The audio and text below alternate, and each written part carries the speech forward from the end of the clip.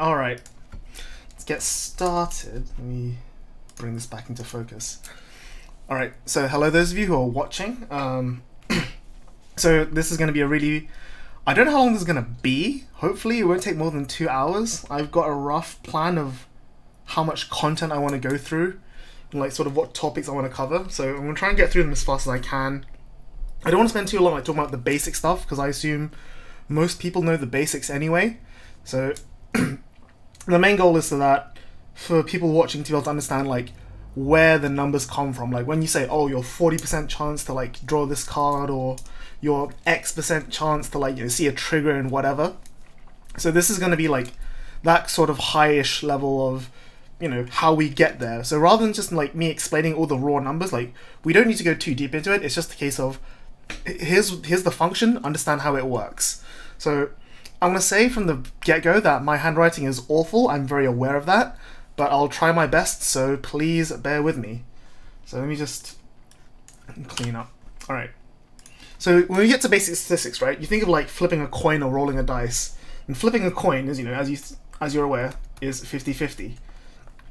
That's for a coin, really badly drawn coin, whatever. And then, you know, a dice, badly drawn dice. That's, you know, 1 in 6 to roll any given number. So to do multiple probabilities at once, there's 2 ways you can go about it.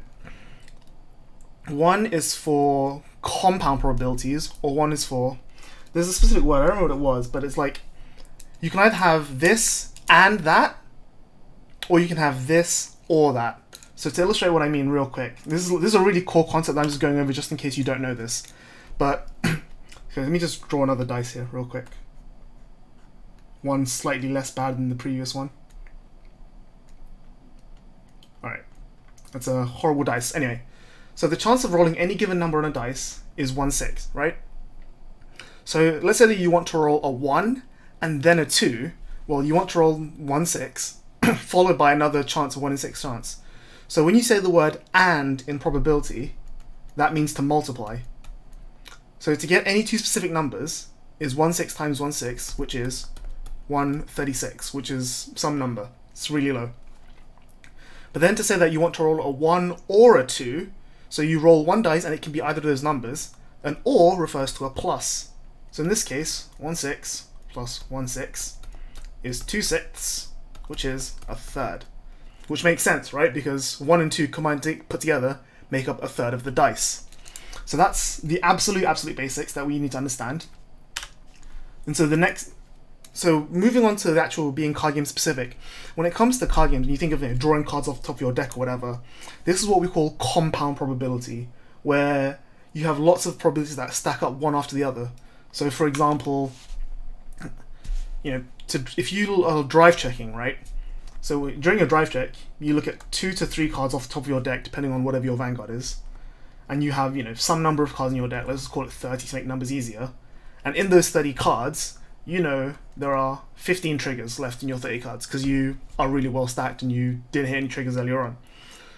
It's so, even though 15 divided by 30 is half, so half of your deck is triggers, that does not mean that you have a 50% chance of drive checking a trigger. And that is because each individual card is its own probability check, kind of, as it were. So what I mean by that is, you know, drawing cards off the top of the deck is not like, you know, drive checking 3 times is not the same as rolling a dice 3 times in a row. Like, the chance of rolling... So when you roll a dice...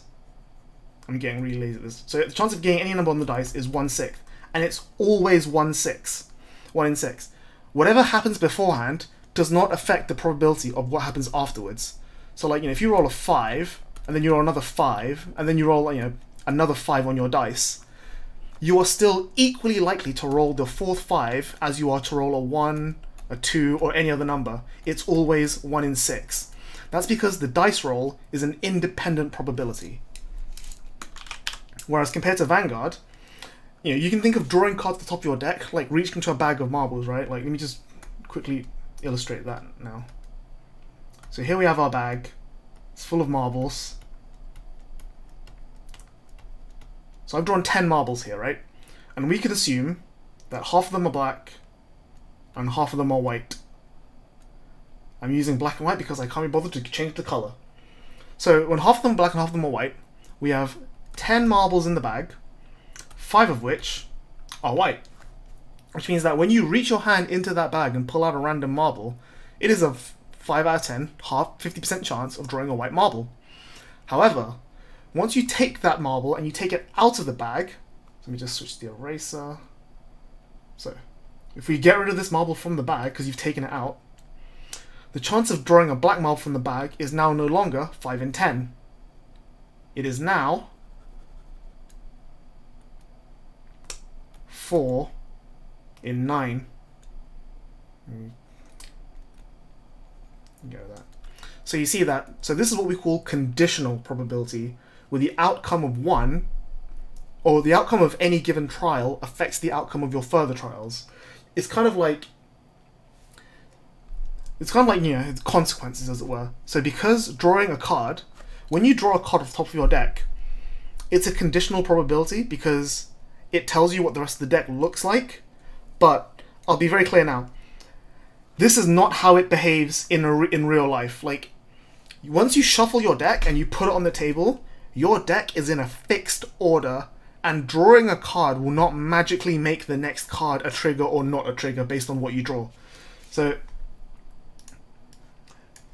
the conditional probability for Vanguard is a very abstract term because the conditional probability is how we calculate what happens, but it's not what happens is the wrong way of thinking about it.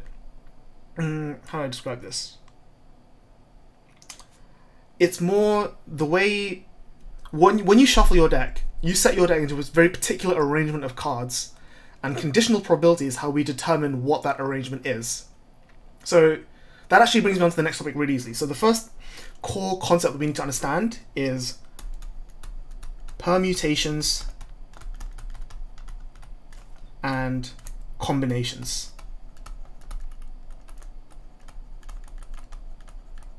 So this isn't really statistics per se. I'm not very good at drawing straight lines. So this isn't so much statistics as it is set and number theory, but it's going to be relevant for when we actually get into statistics. So a permutation, actually we'll start with combination first. So theoretically a combination is what it sounds like. It's a combination of numbers. You know, you have your combination lock, you have a combination of cards, whatever. It's basically how many ways are there of selecting stuff. So let's say that we have 5 numbers. We have 1, 2, 3, 4, and 5, right? So 5 numbers, and I ask you, how many ways are there of choosing 3 numbers from those 5? Well, we've got 1, 2, 3. We've got 2, 3, 4. We've got 3, 4, 5. We've got 1, 3, 4. 1, 3, 5. It goes, you know, you can do this by hand. We're not going to do it. Like, I'm not actually going to do anything by hand here. I'm just going to explain the theory behind it. But basically, you know, so 1, 2, 3. So choosing 3 numbers from 5, you would say is 5, C, 3. And that's how many ways you can get combinations of 3 from 5. And a permutation is basically another step beyond that. So permutation is basically a combination, but the order matters. So for example, you know, if we're saying, oh, let's pick 3 numbers from 1, 2, 3, 4, 5, you've got 1, 2, 3. But you also have 3, 2, 1. And you also have 1, 3, 2. So you can see that, you know, each of these 3 contain the same 3 numbers, but in a different order. So all 3 of these are the same combination, but they are different permutations of that combination. And to determine permutations, you would do 5p3. And that basically says how many ways are there of arranging sets of 3 from 5. So how do we calculate this? Well, it gets a little bit complex, but this is where we're going to actually start doing some real maths. This is where it gets complex. Let me just get rid of all this for a second and redraw 1, 2, 3, 4, and 5. So let's say that we want all 5 numbers. How many ways are there of arranging all 5 numbers? Well, for the first number, we can choose any of these 5. So we have 5 options in the first digit slot. Let me just draw these 2, 3, 4, 5. So let's say that we pick 5 as the first number, right? So then we're left with 4 numbers. We've got 1, 2, 3, and 4 left, which means that in the 4th slot, we can choose any one of 4 numbers. So let's say that we chose 3. So we can't use 5 and 3 anymore. So in the 3rd number, we're left with 1, 2, and 4. So we have 3 options left for that number. So let's say we choose 1. 2nd slot, we've got 2 left, which is 2 and 4. So we've got 2 options, we'll choose the 2. And in the last slot, the 4 is the only one we don't have left, which is the 4. So let me just get rid of that real quick. Now, assuming that we were choosing these at random, and each of them were equally likely, it stands to reason that to choose any single number out of 5 numbers, you have a 1 in 5 chance. And then when we take one of those numbers away, we're only left with 4 potential options, all of which are still equally likely. We're left with a 1 in 4 chance. So you multiply them, and you multiply them, and you multiply them, and you multiply them. So, before we talk about chance again, let's go over the fact that you had 5 options at the first stage, then 4 options at the 4th stage, and so on and so forth. So the number of options you can get is just times, times, times, times. And there's actually a thing where you can call this. So anytime that you take a number and you multiply by all the other numbers after it going down in sequence, it's called factorial. And we represent that with an exclamation mark. So that's 5 factorial. Okay? This actually has a lot of applications beyond just statistics, but this is the most basic application you can think of it for. So now that we know how to represent, or how many ways there are of selecting stuff, we can then expand that further and think of a deck of cards, right? Well, 5 factorial is 120. Yes, that is correct. So a deck of cards, well, let's keep it easy in terms of numbers. So a deck of cards in Vanguard is 50 cards, right? So how many ways are there of arranging 50 cards? Well, it's 50 factorial, which is some large number that I'm sure someone's going to work out on their calculator, but I'm not going to do it right now. But it's basically some really large number, which means that anytime you shuffle a deck of 50 cards, right? So at the moment, the deck is in all the cards in this deck are arranged in a very particular order. I can give you, for example, the first 3 cards are Morgan Row, G Unflip Crit, and Grade 1 Booster, right? I can shuffle this right now, relatively decently. It's not a perfect randomization, but it's a decent randomization. And if we look at the top 3 cards now, top 3 cards is now Grade 1 Booster, Draw Trigger, PG. So obviously this will apply for the entire deck, but every time you shuffle the deck, you're changing the order that the cards appear in. And which specific cards don't matter. Like, for example, if you have 4 heal triggers, it doesn't matter which one of those 4 heal triggers is where, because heal triggers are all the same. It's like in the sequence of 5 numbers we had, instead of having 1, 2, 3, 4, 5, it was 1, 2, 2, 2, 5. So we have 3 2s there. You can go 2, 1, 2, 5, 2, and it doesn't matter which 2 is where because it's still a 2. So in this case, we know that there are 50 factorial ways of arranging cards. Therefore, when you finish shuffling your deck and put your cards down for your opponent to cut, you have, let's turn this into an arrow, you have a 1 over 50 factorial chance of your deck being in any specific given state. So that's looking at the whole deck. But then, how do we look at some cards? So yes, if you count your starter, it will be 4 in factorial. I'm just using 50 as an example to make the number nice, round, and easy. But yeah, when it comes to practical application, it doesn't really matter what the number is. I'm just describing in a normal deck of playing cards, it will be 53 factorial, for example, or 52 if you take away the Joker. So we know that there is this particular chance of your deck being in any given state at any moment in time. Even if you're shuffling in the middle of a game, you know that there's 34 cards in your deck, and there are that many orders that your deck can be in.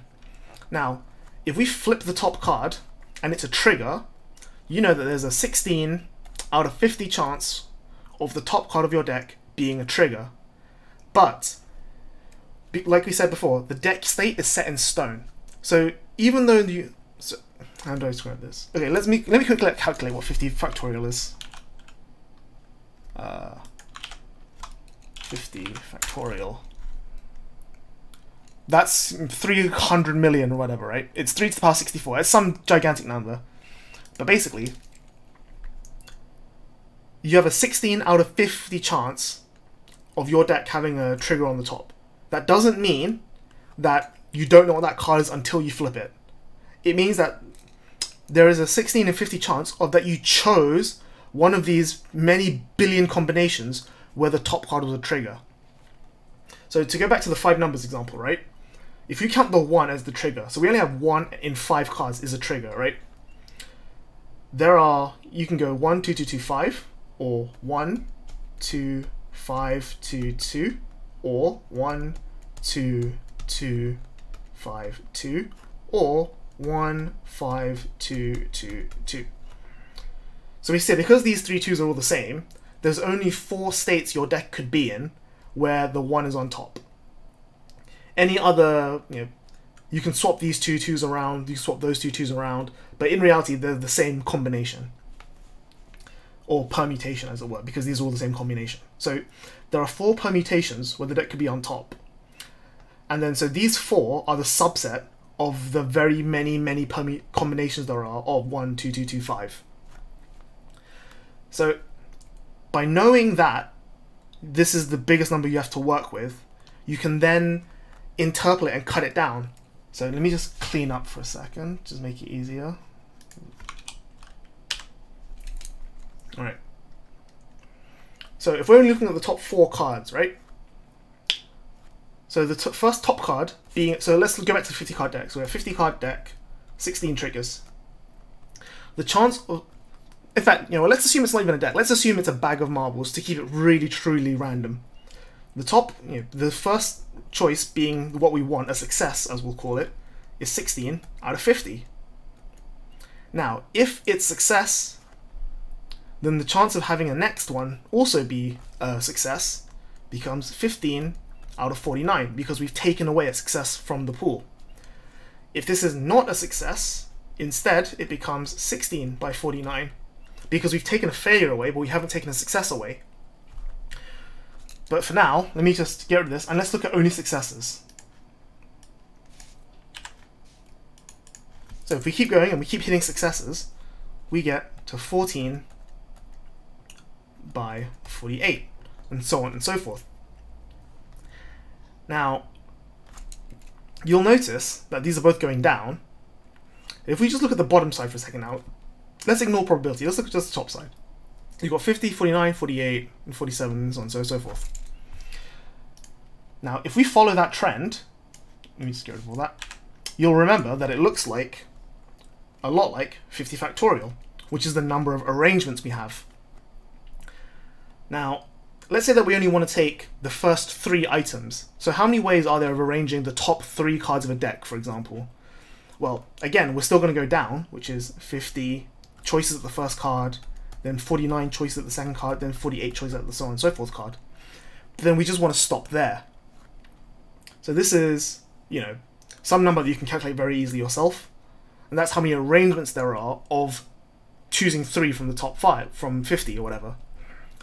But we can expand this further, because if you think about it, right, if you just write, let me just continue all the way down to times 3 times 2 times 1. So expand it all the way into the middle here, right? If I write 48 times 47 times 3 times 2 times 1, this is 48 factorial, right? This is 50 factorial. So if we only wanted to look at the first 2, how many ways are there of arranging the top 2 cards? We can see that the rest of all these will cancel out. And as it so happens, 50 minus 2 equals 48. So what we've accidentally discovered here is the deeper permutation equation. So factorial shows you the total number of ways of arranging an entire set, but 50p2 is the number of ways of arranging 2 out of 50. And the formula for that is n factorial divided by n minus r factorial. And that is the permutation equation. So this is so this is going to be, oh my god, can't draw a circle. This is going to be important later down the line when we talk about the next topic, which is the hypergeometric distribution. So this is where we're going to get into some really complicated stuff now. This is the meat of the stuff. Let me just write this down. Hypergeometric distribution. And this is exactly, it's not how we determine what's in the deck. Like, because as I just said, flipping the top card of your deck does not give you information about the rest of the deck. It gives you information about the states that the entire deck could have been in. But the hypergeometric distribution basically states that for a population that contains some number of successes with a probability X of that given success, how do we, what's the probability of getting X number of successes? And let me just pull up my notes real quick. There's a whole thing we can calculate for this. So the notation is for an individual calculation. So I'm just going to write this down first and then explain it. It'll be easy that way. So the probability that your outcome equals some number X is equal to n, big N, X, n minus big X, little n minus little x, divided by n. I forgot to explain combination. So, sorry. Let me explain this notation first. So, when you see a bracket, number on top, number on the bottom bracket, that is 4, hello, where's my pen? 4, choose 2. Combination is slightly different to permutation. You know what, let me just rewind and explain that all together. Alright, so we've learned, alright, that was my bad. I jumped ahead a little bit too much. So we've learned that P, which is the number of ways of arranging stuff, is equal to n factorial over n minus x factorial, where n is the total number and x is the target number. So combination, as we've explained, is an expansion of permutation, because permutation cares about the order, but combination doesn't. So to get the number of combinations from the number of permutations is really, really straightforward, because then you just need to divide by the number of ways those things could be arranged. So for example, back into the 1, 2, 3, 4, 5, right?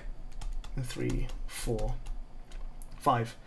If you want to take 3 from them, you've got 1, 2, 3, 3, 2, 1, 1, 3, 2. So there are 3 different ways of arranging 3 numbers. It's pretty straightforward. Oh no, there's more than that actually. 2, 3, 1, 2, 1, 3. I think that's it. Yeah. Am I being dumb? Is that it? No, there's 3, 1, 2 as well.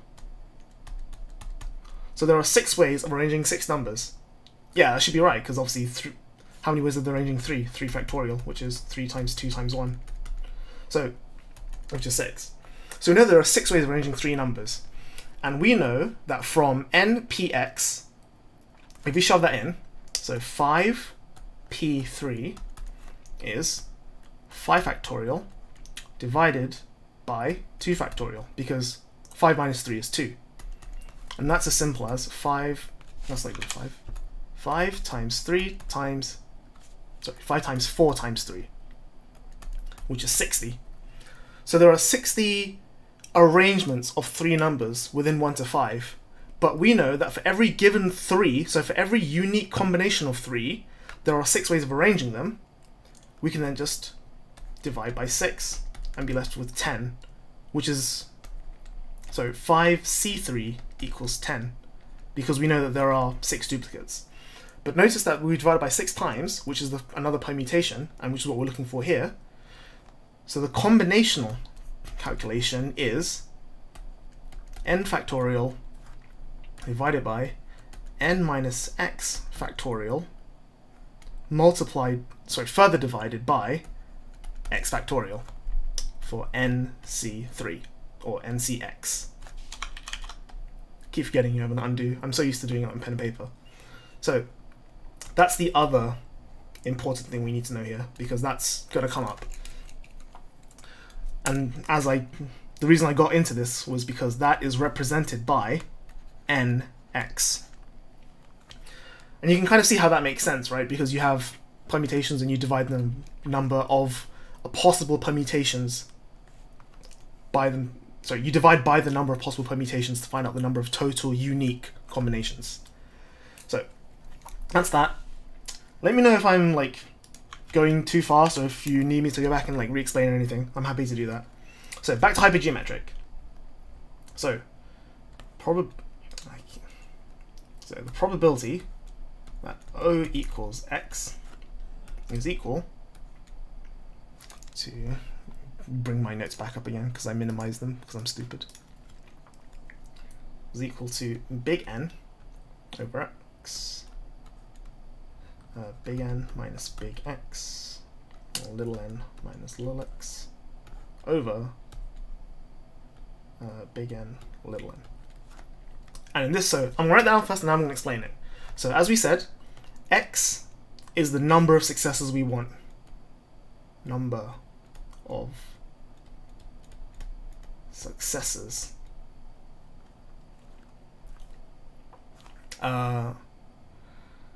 N is equal to the total population. So in a deck of Vanguard cards, that would be 50 or 49 or what have you in a starting example. Little x, as we explained, number of successes. Let me just write that here so it's all in one place. Equals successes. Then we've got big X, which is the number of successes in the population.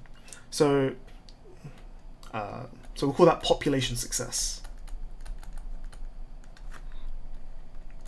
So in the case of Vanguard, in a 50 card deck where N is 50 because it's total population, the number of the big X, the population successes of triggers in the deck, is 16. So there are 16 total triggers in the deck, of which the little x that we want to find is 2, 3, or whatever have you. And then little n is number of trials. So how many times you're doing the test. So again, to relate to the Vanguard example, n would be the number of drive checks you do. So in a 50 card deck, with X many drives, with X many triggers, what's the chance of seeing X number of successes? You with me so far? This is like the very basic application for it. Or, you know, in like an opening, when you start the game, 49 card deck minus a starter, opening hand size of 5, you know there's 4 Nemains in the deck, what's the chance of finding 1 Nemain? You know what, let's do that right now. So you know that this is represented as C, which I'll calculate separately. So we have a 49 card deck, and we want to find one Nemain. So 49 choose 1. So that's 49. How many Nemains are in the deck? Well, we know there's 4 Nemains in the deck. How many cards are we looking at? 5 card opening hand, minus the 1 Nemain we want to find, divided by big N, which is 49, divided by number of trials, which is 5. So this is 49C1, which is equal to, I'm just going to calculate this,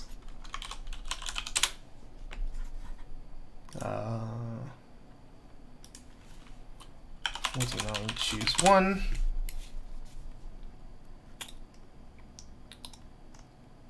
is equal to 49. I'm running out of space here, especially on my tablet. So then 49 minus 4 is 45, and 5 minus 1 is 4. So then we need to do 45 choose 4. This is going to be a much bigger number, I can feel it. 45 choose 4 equals, come on Wolfram, 448,995. And finally, 49 choose 5, which is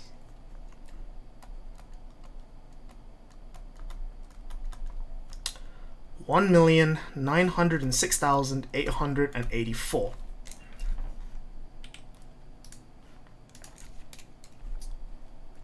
So you multiply these two because that's what numbers together in a fraction means. So we've got 49 times that divided by that, which is, so 49 times 148,905 divided by 1,906,804.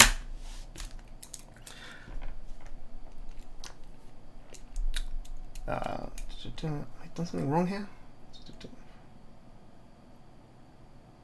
Should be way smaller. What the hell? 49, choose 1, 45.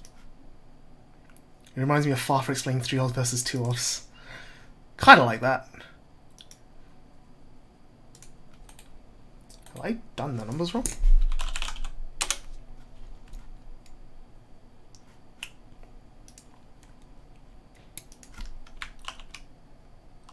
Nine.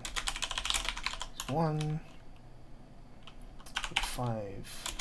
Choose 4. Divided by 49. Choose 5. I think I might have written this down wrong. Hang on. Man's really teaching AS stats. Yep. He did these ways. I did it chat away.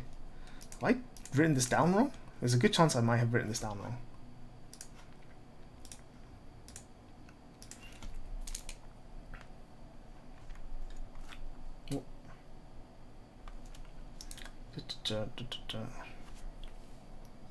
Probability of that. States in the population. I have written that down wrong. Okay. Yeah. Okay. I've done a little bit of a stupid here, but that's fine. Nothing we can't fix. That's why, very fortunately, I had something else prepared, which is instead of doing this by hand and making a mistake like I did. Let me set this one OBS. There's a website which someone's built a literal website to engineer this all for you. So let me just bring that up on the screen real quick. New source. Why does it always default to that? There we go. All right. So the website. So this is what it looks like. Let me make that a bit bigger.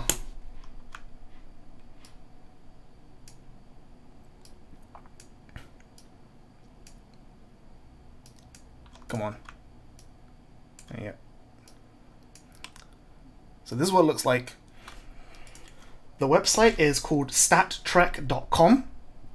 Let me put a link in the chat right about now. You'll see it here. So that's the link. You can see here, they do it for you. Like, it's pretty straightforward. Like, especially their maths is not wrong. This site helps you regional all the time. Yeah, it's because it's what it's used for. So you can see here, you input the population size, so 49 card deck, number of successes in the population 4, and a sample size of 5, number of successes of sample 1 is equal to. That's what you did. We forgot to minus the 1, but that's, yeah, we forgot to account for the 1 anyway. You can see that the exact probability of being 1 is 3-ish%.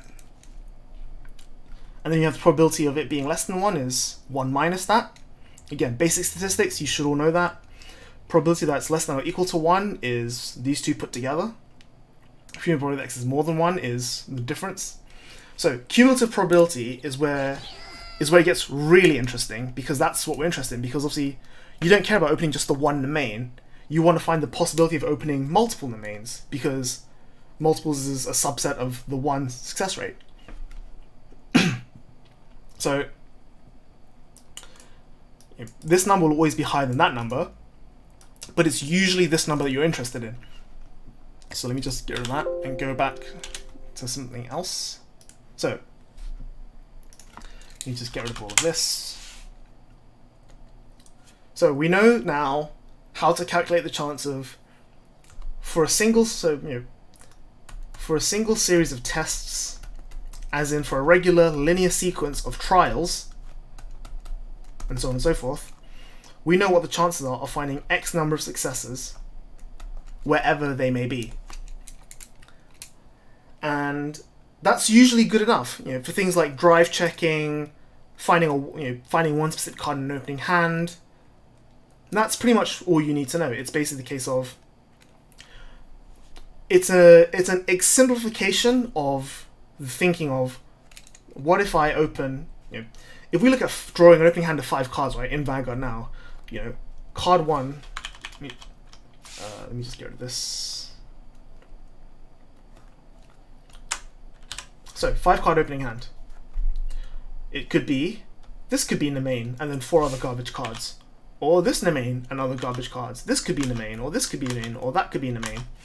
And each one of those is a separate probability to happen. Because the chances of not opening Nemain here is obviously 45 out of 49.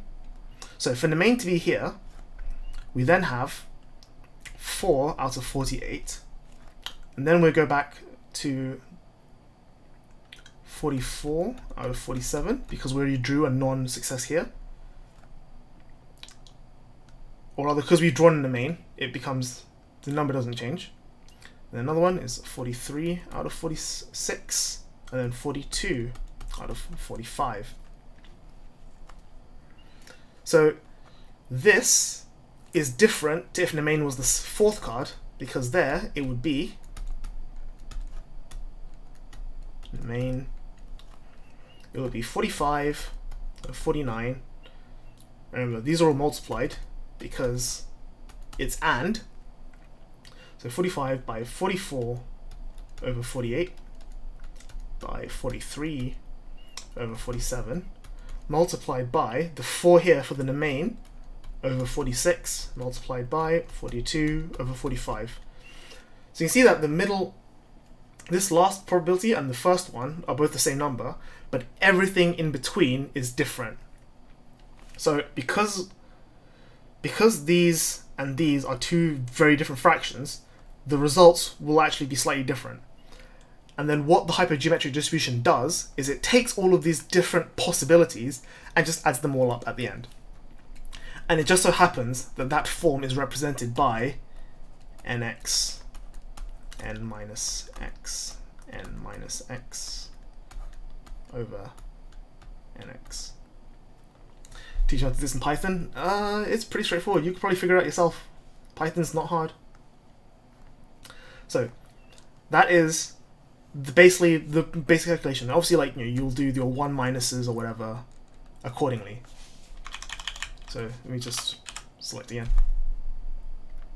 So now let me quickly go about how we do cumulative before we talk about the next subject.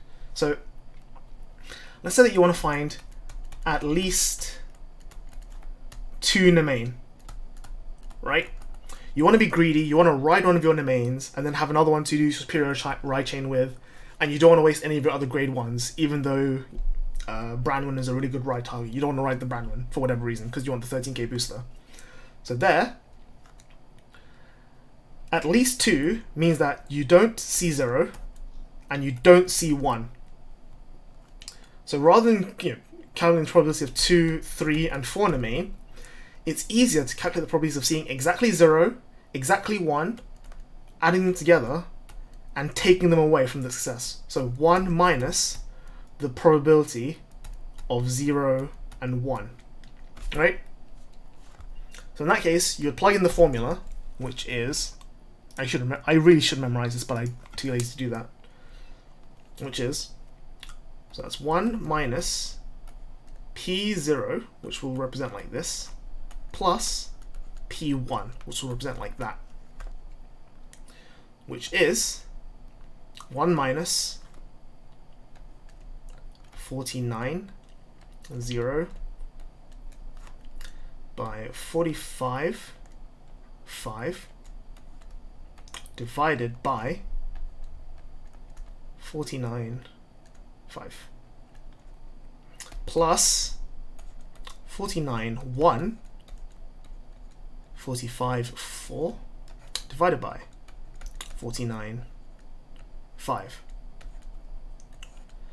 Now, and as you may know from very basic maths, when 2 fractions have the same bottom number, you can just add them up. So that becomes 1 minus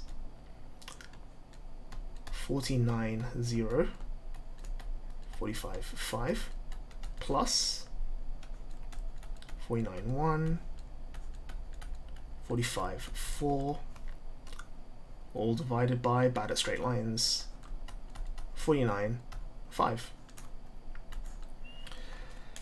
And then, let me move some stuff around. I really wish I knew what Khan Academy uses. It'd be quite nice to get my hands on that. Let's move that up there and keep going.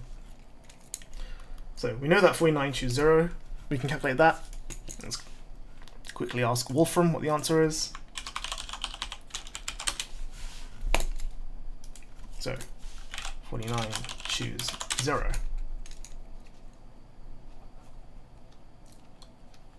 That is 1. So you know that's 1 times 45 choose 5.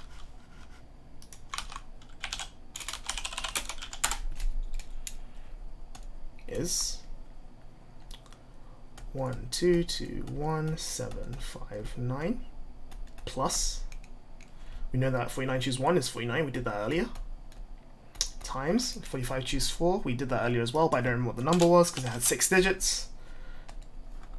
That was 148,995. We divide the entire thing by 49 choose 5, which is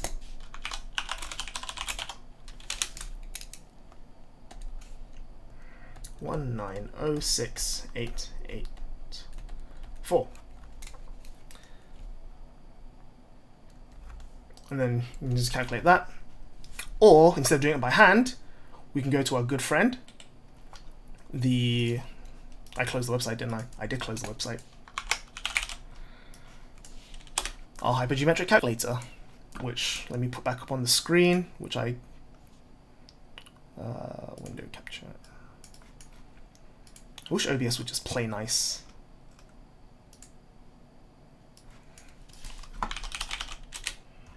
So add that. And I want you to point to this page. And I need to resize this again.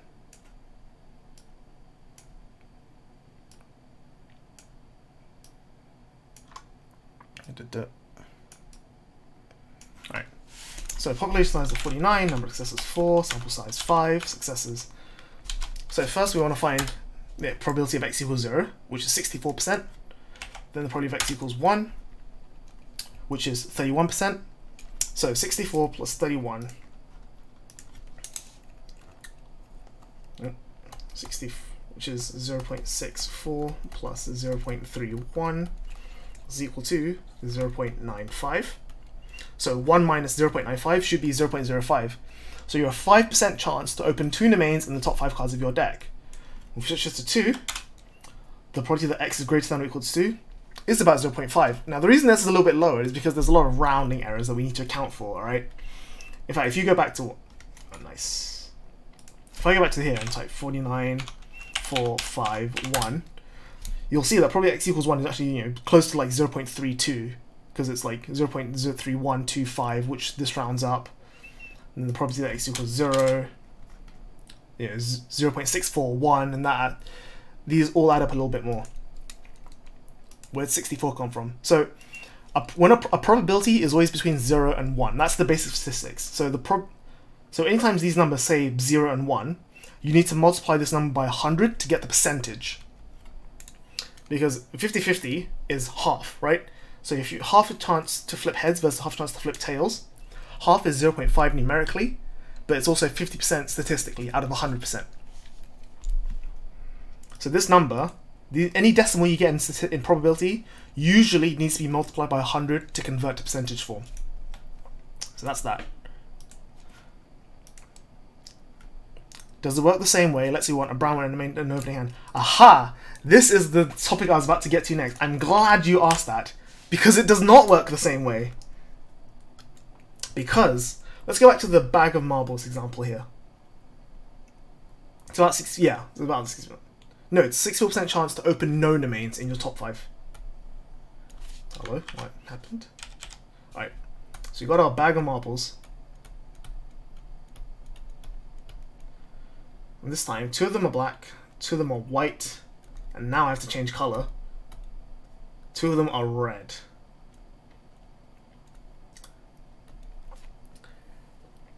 The reason we can't do it straightforward like this is because the chance of pulling... There are now 3 outcomes. So if you think about it before, right? With just 2 colors, we had like a tree, right? So the first chance, you had chance of failure, chance of success. And then after each individual failure success would have been another failure and another success. Here would have been another failure and another success. So because we have 2 decisions at each time, there's less calculations to do. So let's say that, let's go back to having half black, half white. There are only 2 branches when you pull out any given ball. You can either pull out a white ball, sorry, got hiccups, or a black ball. But now that we introduce red, there's now a 3rd option, which is red. And then each of these 3 branches then has 3 branches off of them, being white, red, black, white, red, black, white, red, black. So you can see how the complexity scales massively. But fortunately, thanks to the hypergeometric calculation, there is a way around it. Now, I never formally learnt the distribution for it myself or the derivation for it myself. So I can't tell you why this is what it is. I can just tell you that this is how it is. But I'm going to write it down first and then we'll explain after I have a drink.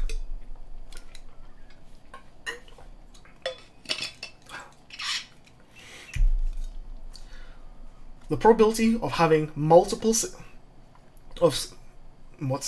having different successes in a sequence is known as multi-variance hypergeometric distribution. This is what probably... I mean, put it this way, I did a lot of maths when I was in high school, and I was never taught this. I had to learn this on my own. So that just goes to show you what it kind of is. Birthday free Ryan, watching this makes me happy. Thank you for the kind words. Hopefully you'll learn something. So, the probability of having x1... Sorry, so little x is the number of successes, and big X is the number of... is the actual target. Of having this number of these successes, and then x2, x2, and so on and so forth, is equal to... Let me pull up my notes again. I had this written down, and I can't remember it because I didn't study properly. Where is it?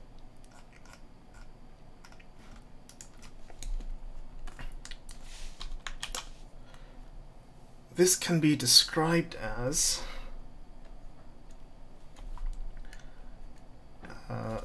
that's not meant to be x, that's meant to be... It's going to be really hard to explain. Yeah, that is correct. So x1 log x1 multiplied by x2 multiplied by, and so on and so forth, and so on and so forth. You can see where this is going. And then finally multiplied by x, final X, minus, oops, x1, x2, so on and so forth. And this is, and that's not meant to be x, is it? That's meant to be, is that meant to be an x? No. What number is that meant to be? It's meant to be n minus x1, x2, and so on and so forth. That then gets all divided by big N over little n. This is it looks a lot more complex than it seems. So, sorry. Yeah, it looks more complex than it is. It seems more complex than it is. It's actually a lot easier than you think. So, let me move this up here for a bit and make it smaller. Just to get out of the way. Let me make this a little bit smaller as well. Get that out of the way. And we'll plug some numbers into it just to see how it works. So, in this example, let's say that you play 4 Nemains and I don't know, what's a good number? 13 other grade 1s. Grade 1s, right? So 17 grade 1s total. That's not a ridiculous number for Shadow Paladin. And 17 total grade 1s. So you want to open at least one of these and at least one of these so that you don't have to ride the Nemain that you pull. It's fine. So here, this will be calculated with, or no, let's call it exactly 1, just make it really easy. So what is each zero? So the big X refers to the number of successes for that item, and the little x refers to the number of that item you want to see in your trials. Big N is the total population, and little n is the number of trials that you run. So here, it would be, we've got 4 Nemains, I want to see one of them, and then we've got 13 other grade 1s, I want to see one of them. And then we have 49 minus 13 minus 4, so that's 49 minus 17 is 37. 37. It's not 37, is it? It's not. Am I being dumb? 17. It's 32. Yeah, there we go. Whoops. And then the remaining number of cards we can draw in an opening hand of 5 is 3. And then that gets divided by 49 over 5. And that is... Where's my cursor gone? That is... Let's go to Wolfram Alpha. Let me bring this back onto the screen.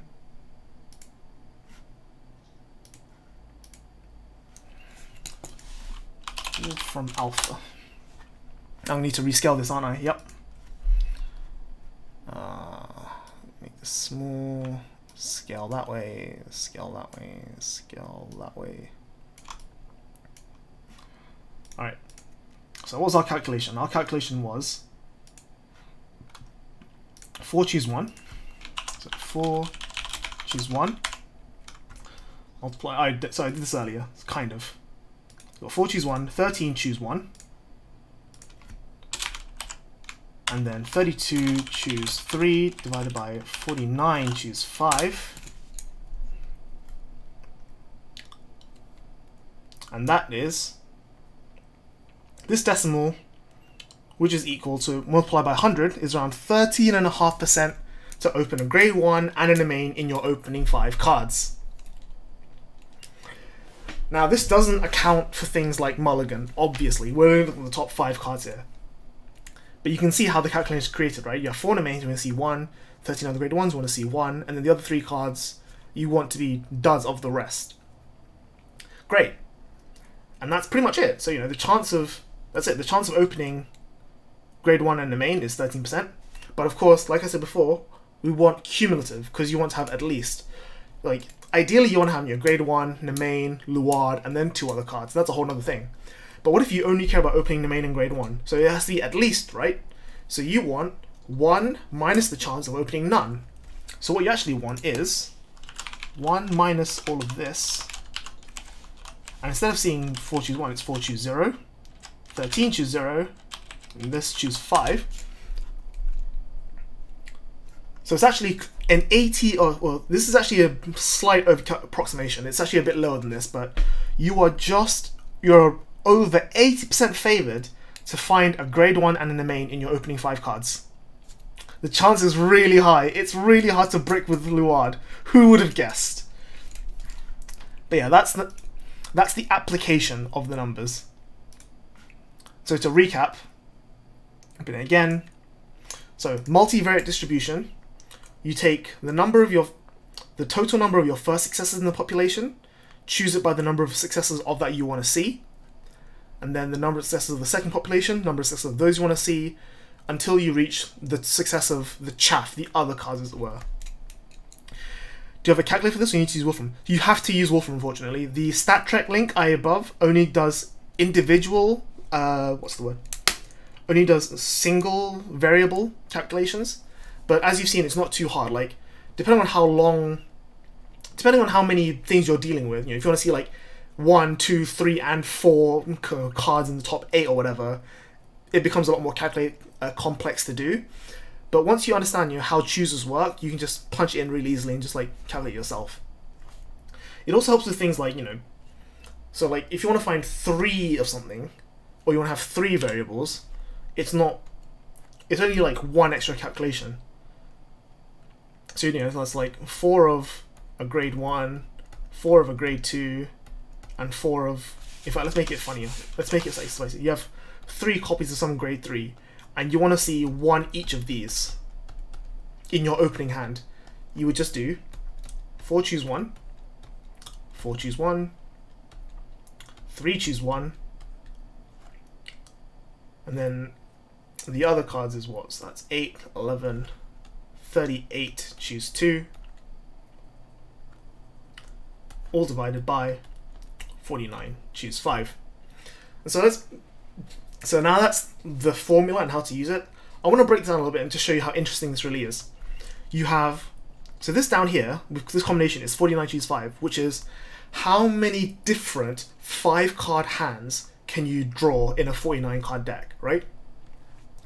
And that kind of makes sense because that's like saying, here's all the deck states we can have, and now I want to see the ones with the top 5 cards. The order doesn't matter, combination, but the actual cards in them does. So out of all the various possible almost infinite number of deck states you can shuffle a deck into, which unique 5 cards can you make out of those? But you still need to count for the original 49 cards there, because that's how likely you are to have been into that deck state in the first place, right? Like, you know, let's use some really simple numbers. Let's pretend there were only 1 million possible deck states, which is a lot, but it's it's an easy number to think about. So we have 1 million possible deck states, and you want to see, so the chance of you being in any given deck state is obviously 1 in 1 million. And you want to filter them down to find deck states that match a specific chance. So let's say that 200,000 of those match that 1 million deck state. So now you're looking at just those 200,000, which is where this calculation comes from, and you're playing around that, but all of that still comes down to within this original out of 100 million to begin with. Sorry, out of 1 million to begin with. And so these calculations are just saying, you know, where can this grade 1 exist? Where can the grade 2 exist? Can it be in the first card, second card, third card, so on and so forth? So that is multivariate hypergeometric distribution, and this is probably the most useful thing when it comes to even for, you know, things like Weiss. What's the probability of having my grade level 1 character, my level 1 climax, combo climax, and so on and so forth? In Buddy Fight, what's the chance of opening this and this, whatever combinations you need? Even in Magic, like, what's the chance of opening X number of lands and X number of non-lands? It's really, really easy to apply in many different ways. So, sorry about that. That is the basics of it. Let me just have a look at my notes. I think I've covered everything.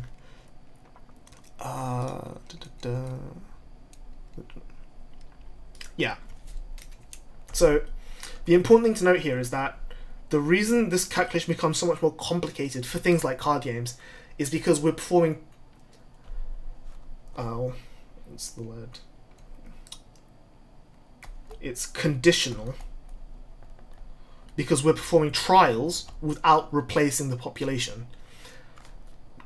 It's not strictly conditional in that the result of the previous one affects the result of the next one. Rather, by looking at the first card, we know that we are in one of... So, again, let's say that there were only 1 million deck states you could have been in, and only 200,000 of which have a trigger on the top card. You know that the moment you flip over that top card into a trigger, instead of having 1 million deck states that your deck could be in, you know for a fact that your deck was now in one of 200,000 of those million deck states. So, with the knowledge that you drove check a trigger on the first trigger, the probability of you getting a trigger on the next drive check becomes this number based on this knowledge. But the probability of you getting that second trigger at all still came out of this 1 million, right? Now, that's the main thing I want to drive home here, in that it's all conditional. Did we invent math or discover it? I like to believe we discovered it. Although, I mean, this is a wholly separate discussion for another time, but obviously our entire way of numbers and thinking comes off of the decimal system because we have 10 fingers on our hands, so we can only count 10. If you take those and put on top of the lasagna, you have x squared lasagnas, where x is the number of sub-lasagnas within the original number. But yeah, that's kind of the basics. So the reason I want to do this on stream rather than making it video is mainly because, yeah, like, it took a while to plan how to even do the stream, and I didn't even follow the plan accurately. You know, I freeformed all of it and made a mistake here and there. And it would just been a huge amount of time and effort to both record, edit, fix, you know, double check. I would have wanted to like generate a bunch of images, and instead of like drawing by freehand in MS Paint, I would have, you know, had to like nice graphics and all that. And I just felt that, you know, as much as I'd like to believe that I helped someone today, it wasn't worth that much effort. Like, this is, I'm, you know, not to blow my own horn, but I think this is really useful for a lot of people. But I'd rather just get it out there as easy as I can, as quickly as I can for people to see. And, you know, I'd rather put effort into the more complicated things like fight videos and deck profiles and the link Joker primers and all that stuff. But yeah, this is basic statistics for card games, especially opening, you know, top X, whatever, opening hands, whatever, things like that. And again, it doesn't account for mulligan because different games mulligan different ways. In fact, theoretically, Vanguard has the easiest mulligan to account for because it's, you're not arranging the order of the deck in between hands. It's that you're looking at 5, analyzing the quality of it, and then determine from there. So for example, if you want to open a Nemain, of which you have, so you have 4 Nemains, and then 13 other grade 1s, you could either have a Nemain in the top 5, but no grade 1, in which case you would only look at the top 4 to find the other grade 1, or the other way around. You would have a grade 1 in the top 5, but no Nemain, in which case you put back the other 4, keep the grade 1, and then look at the next 4 for the Nemain. Or you have them both in the top 5, in which case you don't need to stop there, you don't need to mulligan. Or you have none of them in the top 5, and then you mulligan all 5 to find the 2 again in the next top 5. So the numbers change a little bit more, especially because you put them on the bottom. So those 4 or 5 cards that you took out of the system, you technically don't introduce because they literally cannot come up again. That doesn't mean that you might not draw the same copies of, or different copies of those same card. It just means that those specific objects are out of the set in terms of, insofar as this 49 by 5 goes, it becomes, you know, 44, 4, or 45, 4, or what have you. And then, you know, accounting for like draw for turns, starter, ride and draw, stuff like that, top 5s, like, it changes massively after that, but this is just a very basic, sort of simple here and there. Can you upload the VOD to your channel? Yes, I will definitely put this VOD on my channel probably tomorrow morning or something along those lines. So that's the other reason I didn't want to make a video out of it, because if I stream it, then I can just upload the VOD and I don't have to do any editing whatsoever. Very good. But yeah, that's been... Oh, how long are we? It's only been an hour! Wow, we're ahead of time. I was expecting to take an hour and a half. Brilliant. But yeah, that's been that. If anyone has any questions relating to this, feel free to drop them and I'll see if I can answer them. Otherwise, and that'll be pretty much be it. Thanks for watching.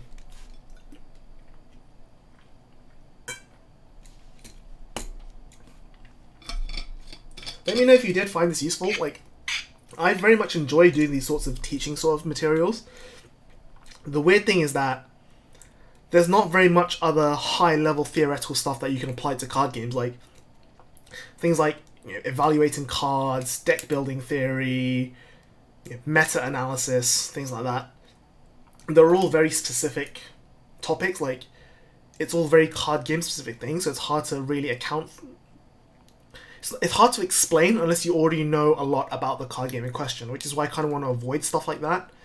But, you know, if there's any other, like, abstract-ish concepts or theories that you'd like to, you know, see me cover, let me know. You know, drop me a line on Twitter, drop me a line on Discord or whatever. Send us, you know, leave a comment on YouTube or whatever, and, you know, we'll see if we can get around to it. That's pretty much been it. But yeah, this was actually quite fun to do. Got to plan a lesson and got to dig out my tablet after years of OSU abuse. Yeah, this is actually pretty fun to do. So, again, hopefully you guys found that useful. You'll understand now why you play Superior Ride and Luard, because you're so likely to hit it. And it offers you so much, things like that. So, okay, yeah, to talk back about Luard for a second, this is only half the argument, right? The consistency is only half the argument. The how good is it really, like how game winning is it? That is much harder to quantify for obvious reasons. But you know, that is something else that I think we could probably teach, but I'm probably not going to plan to put something out like that for a while. So, sorry, but you know, it's a much more abstract concept, and I have a hard time conceptualizing it. In Luard stand, you only want to run 2 or 3 driver, yeah. So, but that's a separate story. I meant the Phantom Blaster superior ride, like you know, the chance of opening a Blaster Dark and in the main or whatever, or the chance of opening Grade 1 Blaster Dark or Grade 1 Nemain. There's a lot of ways of doing it. It's the superior ride in Luard means superior riding to Phantom Blaster Dragon from Blaster Dark and then rewriting Luard after that. But that is a separate video altogether. I'm still working on Luard in standard and premium. I'm still doing a bit of testing, trying to figure out what optimal list is. That is like, I know I haven't uploaded a video to the channel in like a month at this point after doing Bang Dream stuff, but I want to make sure that what I'm presenting for Luard is A, good, and B, correct before I do any further. But so I'm still working on like actually having a base to work on. I don't want it to like make a, I don't want to, like, you know, I make lists and tweet them like as soon as I make them, just like, you know, tell people like, here's the idea I had, here's the rough idea, like this is where you can kind of go with it. But for stuff like videos, I really want to make sure that I have a good list before I go any further. It's one of the reasons I didn't make a deck profile for Messiah. I made a primer video talking about every individual card and why I think it's good or bad. Obviously, some cards have become better and some cards have become worse as the meta shifted since that video came out. But the idea is that rather than just presenting a list and being like, here's the list, I wanted to run like the deeper theory as to why cards are good. But with something like Luard, I would much rather present a list because I think the list, especially for Luard's case where tech options matter a lot, the individual choices you make factor in a lot more into what it does compared to the overall concept of what the clan or the deck is trying to do. So when I make a Luard video, I really want to make sure that the list is not the best, but as good as I could have made it before I present it.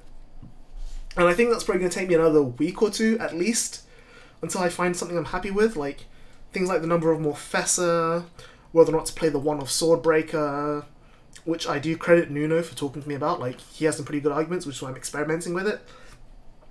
Things like playing the Grade 1 that gives you other Grade 1's intercepts. A lot of people are playing that. I don't like it, but, you know, it apparently is decent. Like, all this stuff I still need to really, like, you know, run through an experiment. And while we're on the topic of statistics, one of the other things I want to mention very quickly before I end the stream, when me or Strictly Broken or, you know, any other guys that I experiment with test stuff, we don't just play 2 or 3 games. We're playing, like, you know, we only stream like an hour at a time, or, you know, 2 or 3 hours, which is only like 4 or 5 games. But we're playing a lot more than that. Like, we're playing like, you know, 10 games a day, like across 2 or 3 days a week, because it's all about statistical significance. Like, you saw that the numbers tell you that you're 80% favored to ride Nemain, or to open a Nemain and have a Grade 1 ride on turn 1. But they'll be, you know, so 80% chance is 4 out of 5 games, or 8 out of 10 games.